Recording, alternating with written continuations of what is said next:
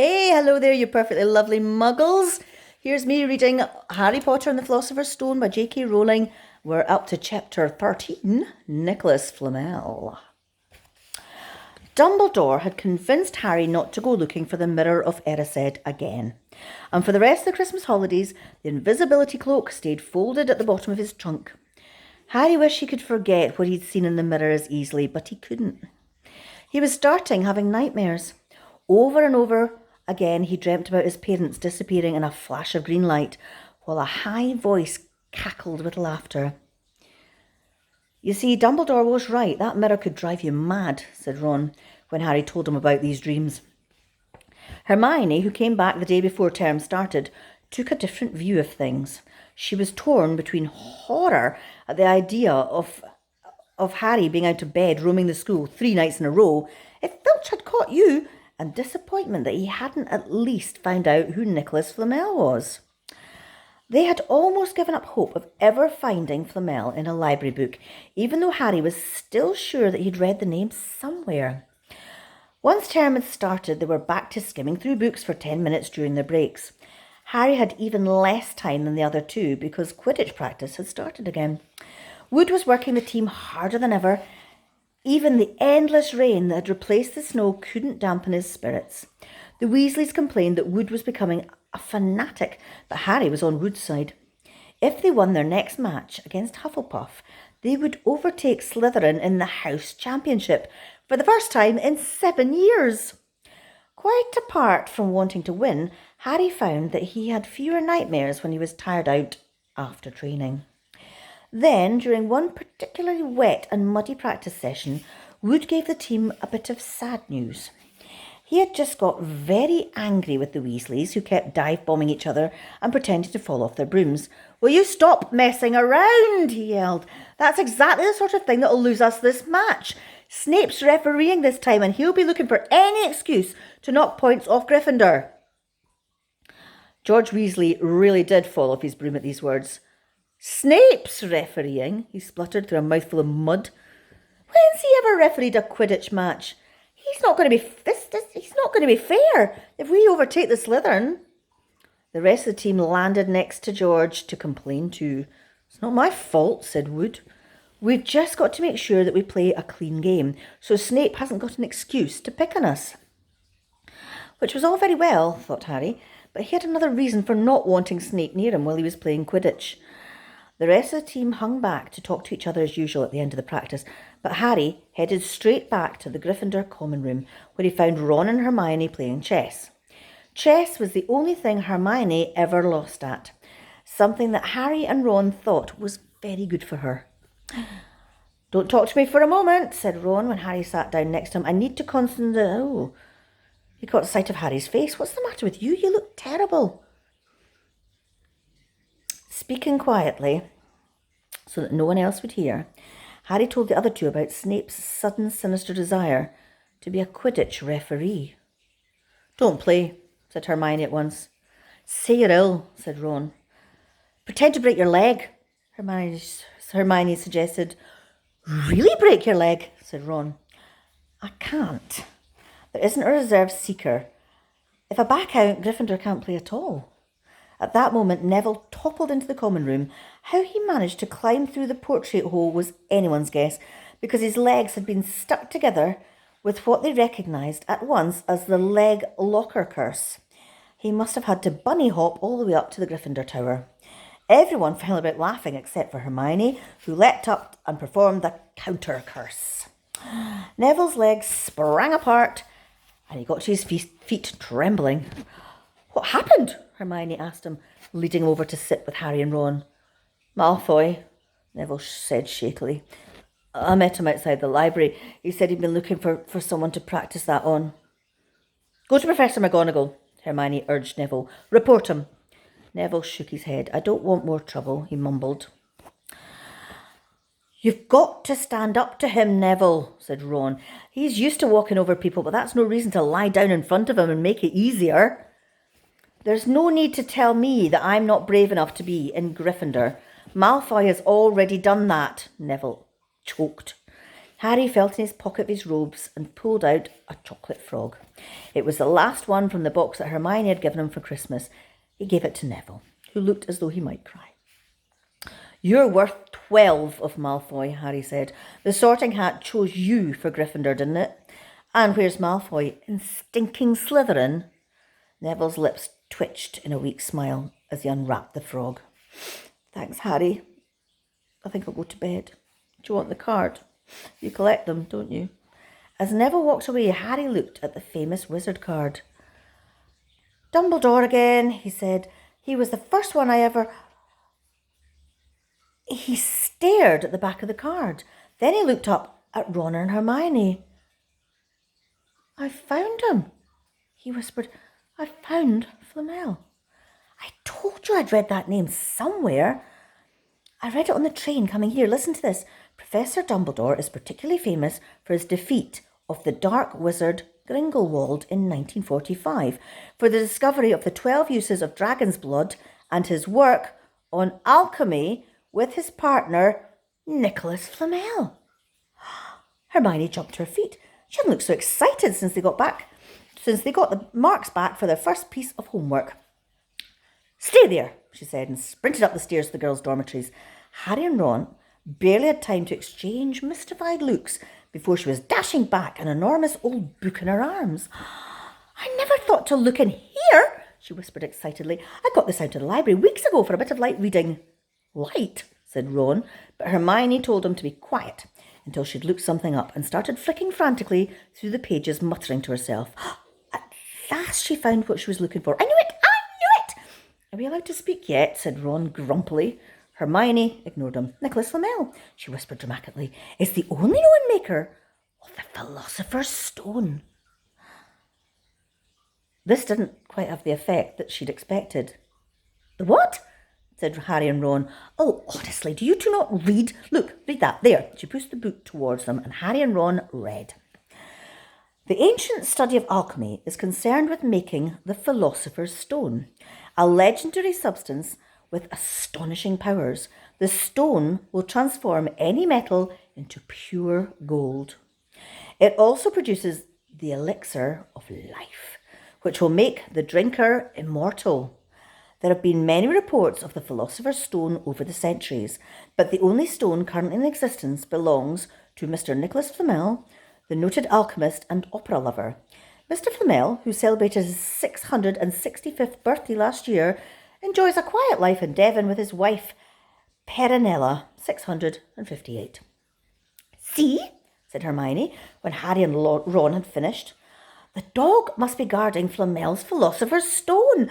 I bet he asked Dumbledore to keep it safe for him because they're friends and he knew someone was after it. That's why he wanted the stone moved out of Gringotts." "A stone that makes gold and stops you ever dying," said Harry. "No wonder Snape's after it. Anyone would want it." "And no wonder we couldn't find Flamel in that study of recent developments in wizardry," said Ron. "He's not exactly recent if he's 665, is he?"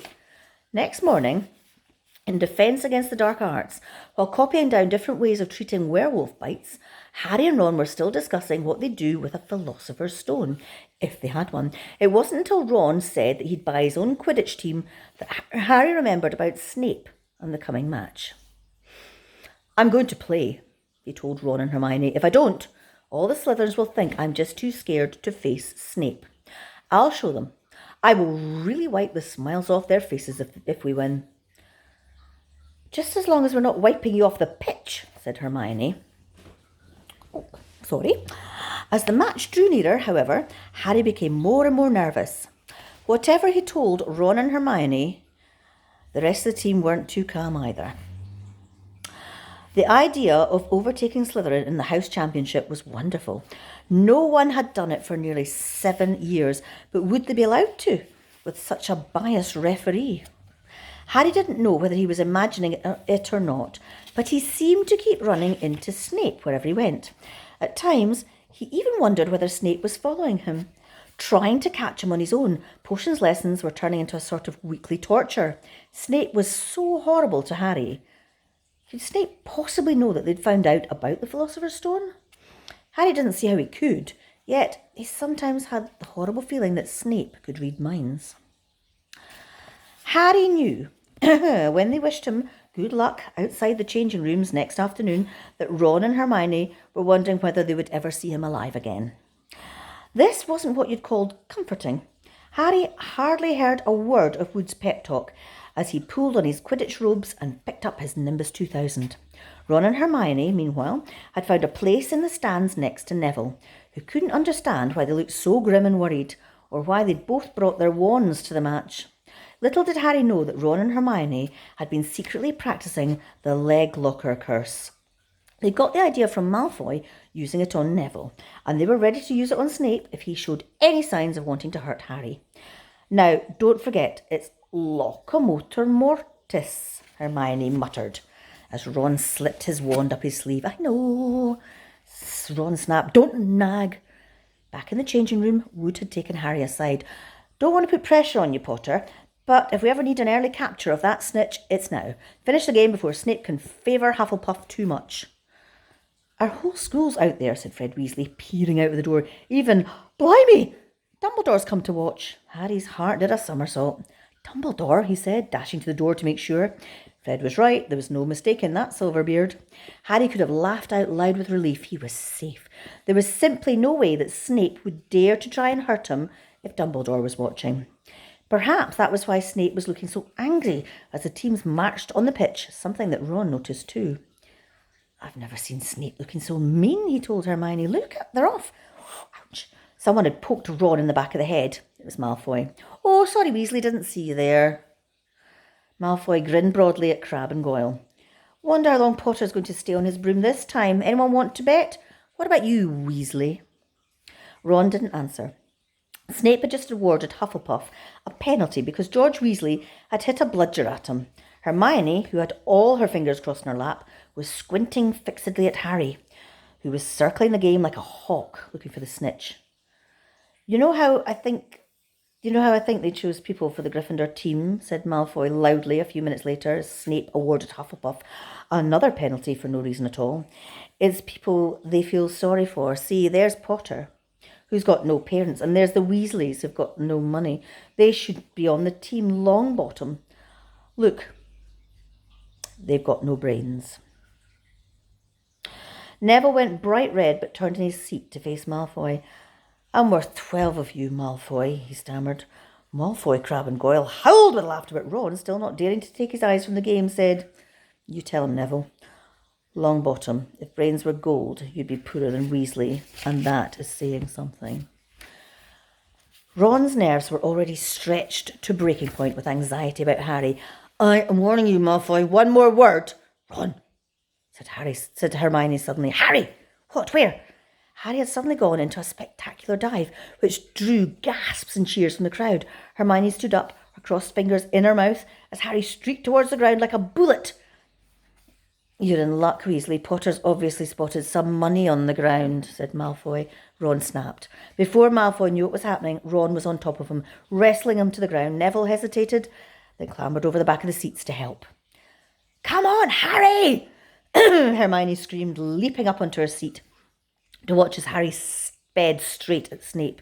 She didn't even notice Malfoy and Ron rolling around under her seat, or the scuffles and yelps coming from the whirls of fists that was Neville, Crabbe and Goyle. Up in the air, Snape turned on his broomstick just in time to see something scarlet shoot past him, missing him by inches. Next second, Harry had pulled out the dive, his arm raised in triumph, the snitch clasped in his hand. The stand erupted. It had to be a record. No one could ever remember the snitch being caught so quickly. Ron, where are you? The game's over. Harry won. We won. Gryffindor are in the lead, shrieked Hermione, dancing up and down in her seat and hugging Parvati Patil in the row in front. Harry jumped off his broom a foot from the ground. He couldn't believe it. He'd done it. The game was over. It had hardly lasted for 5 minutes. As Gryffindors came spilling onto the pitch, he saw Snape land nearby, white-faced and tight-lipped. Then Harry felt a hand on his shoulder and looked into Dumbledore's smiling face. Well done, said Dumbledore quietly, so that only Harry could hear. Nice to see that you haven't been booting about the mirror. Been keeping busy. Excellent. Snape spat bitterly on the ground. Harry left the changing room alone, some time later to take his Nimbus 2000 back to the broom shed. He could never remember feeling happier. He'd really done something to be proud of now. No one can say that he was just a famous name anymore. The evening air had never smelt so sweet. He walked over the damp grass, reliving the last hour in his head, which was a happy blur. Gryffindors running to lift him up on their shoulders, Ron and Hermione in the distance, jumping up and down, Ron cheering through a heavy nosebleed. Harry had reached the shed. He leant against the wooden door and looked up at Hogwarts with its windows glowing red in the setting sun. Gryffindor in the lead. He'd done it. He had shown Snape. And speaking of Snape, a hooded figure came swiftly down the front steps of the castle, clearly not wanting to be seen. He walked as fast as possible towards the Forbidden Forest. Harry's victory faded from his mind as he watched. He recognised the figure's prowling walk. Snape. Sneaking into the forest while everyone else was at dinner. What was going on? Harry jumped back on his Nimbus 2000 and took off. Gliding silently over the castle, he saw Snape enter the forest at a run. He followed. The trees were so thick that he couldn't see where Snape had gone. He flew in circles lower and lower, brushing the top branches of trees until he heard voices. He glided towards them and landed noiselessly in a towering beech tree. He climbed carefully along one of the branches, holding tight to his broomstick, trying to see through the leaves. Below, in the shadowy clearing, stood Snape, but he wasn't alone. Quirrell was there too. Harry couldn't make out the look on his face, but he was stuttering worse than ever. Harry strained to catch what they were saying. I don't know why you wanted to meet here of all places, Severus. Oh, I thought we'd keep this private, said Snape, his voice icy. Students aren't supposed to know about the Philosopher's Stone, after all. Harry leant forward. Quirrell was muttering something. Snape interrupted him. Have you found out how to get past that beast of Hagrid's yet? But Severus, you don't want me as your enemy, Quirrell, said Snape, taking a step towards him. I don't know what you... You know perfectly well what I mean. An owl hooted loudly, and Harry nearly fell into the tree. He steadied himself in time to hear Snape say, Your little bit of hocus pocus. I'm waiting. But I... Very well, Snape cut in. We'll have another little chat soon, when you've had time to think things over and decided where your loyalties lie. He threw his cloak over his head and strode out of the clearing. It was almost dark now, but Harry could see Quirrell standing quite still, though he was petrified. Harry, where have you been? Hermione squeaked. We won, shouted Ron, thumping Harry on the back. And I gave Malfoy a black eye, and Neville tried to take on Crabbe and Goyle single-handed. He's still out cold, but Madame Pomfrey says he'll be all right. Talk about showing Slytherin. Everyone's waiting for you in the common room. We're having a party. Fred and George stole some cakes and stuff from the kitchen. Never mind that now, said Harry breathlessly. Let's find an empty room and wait till you hear this. He made sure that Peeves wasn't inside before shutting the door behind them. Then he told them what he'd seen and heard. So we were right. It is the Philosopher's Stone, and Snape's trying to force Quirrell to help him get it. He asked if he knew how to get past Fluffy, and he said something about Quirrell's hocus pocus. I reckon there are other things guarding the stone apart from Fluffy. Lots of enchantments probably, and Quirrell would have done some anti-dark arts spell which Snape needs to break through. So you mean the stone's only safe as long as Quirrell stands up to Snape? Said Hermione in alarm.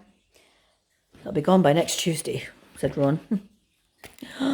Blimey, that was a scary one. Anyway, teeth clean, hands washed, into bed, snuggle up, give yourself a great big huge cuddle, and I'll see you tomorrow.